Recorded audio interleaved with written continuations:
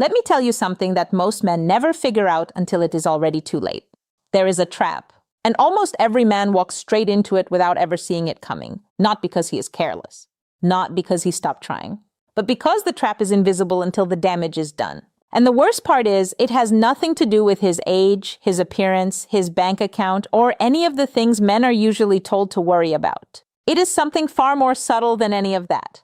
And today I'm going to show you exactly what it is, why it happens, and most importantly, how to make sure it never happens to you.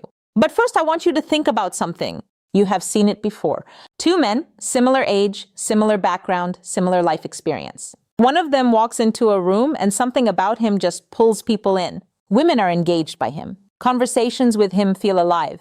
There is an energy around him that is hard to name but impossible to ignore. And then there is the other man. Decent guy, accomplished. Nothing obviously wrong with him, but somehow the connections in his life keep getting thinner. Relationships cool off without dramatic endings. People drift, and he cannot quite explain why, because from the outside, he feels like he has done everything right. What is the difference between those two men? It is not money. It is not looks. It is not luck. It is psychology. Specifically, it is what happens inside a man's mind and emotional world as he moves through the decades of his life. And if nobody ever explains this to you clearly, you can lose the most meaningful connections in your life without ever understanding what went wrong. So that is exactly what we are doing today. No feel-good lines, no surface-level tips. Real principles, uncomfortable ones, true ones. And I am going to save the most important one for last because it is the one that costs men the most and the one almost nobody ever addresses directly. Here is where it starts. A lot of men, as they get older, develop a belief that they have earned the right to coast. And I understand where that comes from completely. You have put in the work. You have built things. You have survived hard seasons. You have more experience, more stability, more perspective than you had at 25. And there is a part of you that feels like you should not have to work as hard anymore. Not at relationships, not at connection, not at making an effort to be emotionally present. You have already proven yourself. So why keep proving it? Here is the brutal answer to that question. Because love does not maintain itself. Connection does not sustain itself. A relationship does not stay warm just because it once was. And the moment a man stops actively building the emotional dimension of his relationships, the slow cooling begins. Not dramatically, not all at once, gradually, quietly, like a fire that nobody tends to. One day the warmth is just gone, and everyone is standing around confused about when exactly it happened. This is the trap. And it catches intelligent, accomplished, genuinely good men all the time because it does not feel like a mistake when it is happening. It feels like maturity. It feels like stability. It feels like finally having things under control. But what is actually happening underneath the surface is something very different. The man is becoming emotionally rigid. He is closing. He is protecting himself from risk in ways that slowly but surely make him harder to reach, harder to connect with, harder to feel anything real around. And that is what kills attraction. Not age, not appearance, emotional unavailability. The quiet kind that builds up so gradually the man himself does not even notice it. And here is the thing you need to understand about how women experience this. A woman does not connect with your resume. She does not connect with your stability, your logic, or your track record of making good decisions. She connects with what she feels when she is in the room with you. She connects with whether she feels seen, whether she feels emotionally alive in the relationship, whether there is something real and present on the other side of every conversation. You can have your life completely in order, every practical box checked, and still lose someone because you stopped creating the emotional experience that makes her want to stay. That is a hard truth, but it is the truth that matters most. So what does this actually look like in real life? What are the specific ways men fall into this pattern without realizing it? Let me walk you through them, because once you see them clearly, you will not be able to unsee them. The first way it shows up is that men stop taking emotional risks. Early in a relationship, or when attraction is new, most men are willing to be a little vulnerable. They will share what they actually think. They will let themselves be affected by another person. They will show enthusiasm, curiosity, genuine feeling. But over time, as life gets more settled and the relationship becomes more familiar, something shifts. The man starts to manage himself more carefully. He stops sharing the uncertain parts. He stops letting things land emotionally. He starts presenting a version of himself that is always composed, always in control, always a little bit unreachable. And he calls this maturity.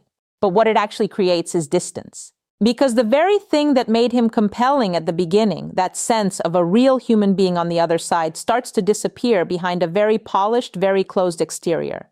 The second way it shows up is that men stop truly listening. Not because they become selfish necessarily, but because they stop being curious. Early on, everything about the other person is interesting. You want to know how they think, what they feel, what they are afraid of, what lights them up.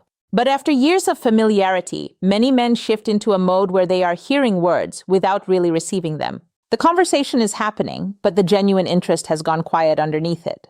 And women feel that absence immediately, even if they cannot always name it. The feeling of being truly heard is one of the most powerful things one person can give another. And when it disappears from a relationship, the connection starts to hollow out from the inside. The third way it shows up is that men stop paying attention to the small things. And this one matters more than most men ever realize.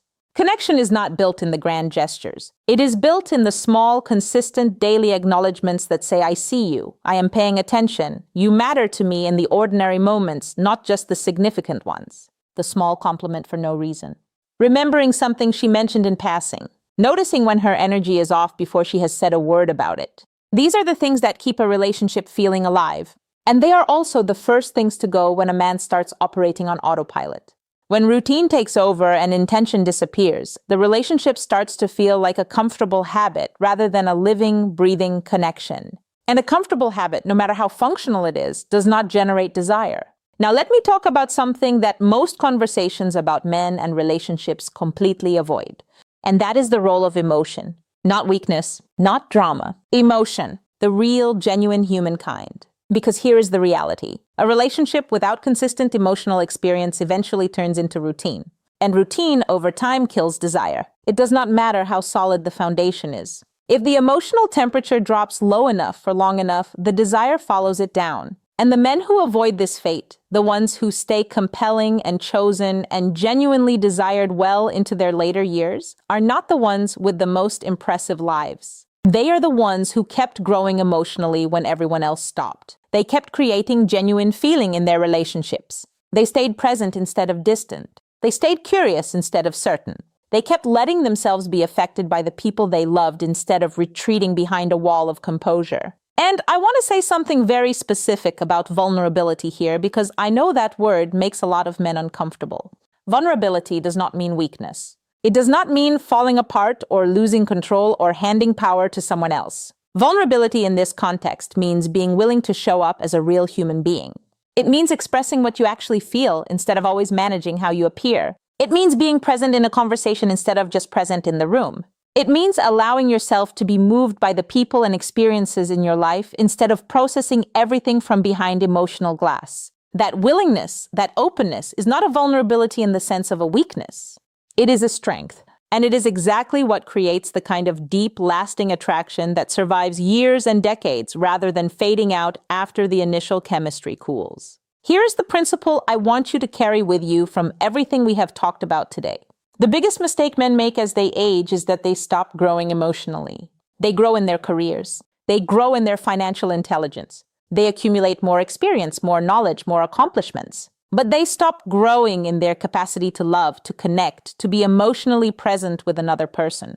And relationships cannot be maintained through logic and stability alone. They are sustained through connection, living, evolving, emotionally alive connection.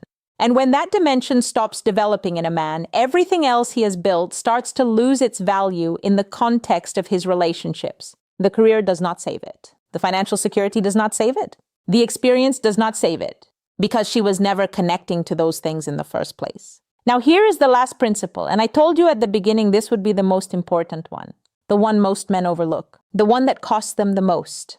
And it is this: most men wait. They wait for the relationship to show signs of trouble before they invest in it. They wait until the distance is already visible before they try to close it. They wait until she has pulled away before they try to pull her back. And by then, they are always behind. Because the time to build emotional connection is not when the relationship is struggling. It is when everything seems fine. It is in the ordinary Tuesday evenings and the unremarkable Saturday mornings. It is in the conversations that do not seem important and the moments that will never make it into any story worth telling. That is where real connection either gets built or quietly neglected. And the men who understand this, who invest in the emotional dimensions of their relationships consistently and proactively, not reactively, those are the men who never have to wonder what went wrong. Because nothing went wrong. They kept showing up before there was any reason to worry, and they kept showing up after, and the connection stayed alive because of it. So let me leave you with this. Your age is not working against you. Your experience is not a liability. The years you have lived, the things you have survived, the depth you have developed, all of that is real and all of it has value. But none of it matters in a relationship if it is not accompanied by emotional presence, by the willingness to keep growing in how you connect with another person, by the decision to stay open when closing feels safer, by the commitment to keep building something that could easily be left on autopilot. The men who stay compelling, who stay desired, who stay chosen, they are not the ones with the most impressive resumes. They are the ones who never stopped showing up emotionally. And the good news is that this is not a fixed trait you either have or you do not. It is a skill. It can be developed. It can be practiced. It can be chosen every single day. And the fact that you are here, that you watched this far, that you are willing to look honestly at these principles instead of dismissing them, that already puts you ahead of most men who will never have this conversation with themselves at all. If this gave you something real today, drop a comment below and tell me which part of this hit closest to home for you. I read every single one and I genuinely want to know. Make sure you subscribe because what is coming next on this channel goes even deeper into the psychology of connection, attraction, and what it actually takes to be the kind of man that people choose and keep choosing. Do not miss it.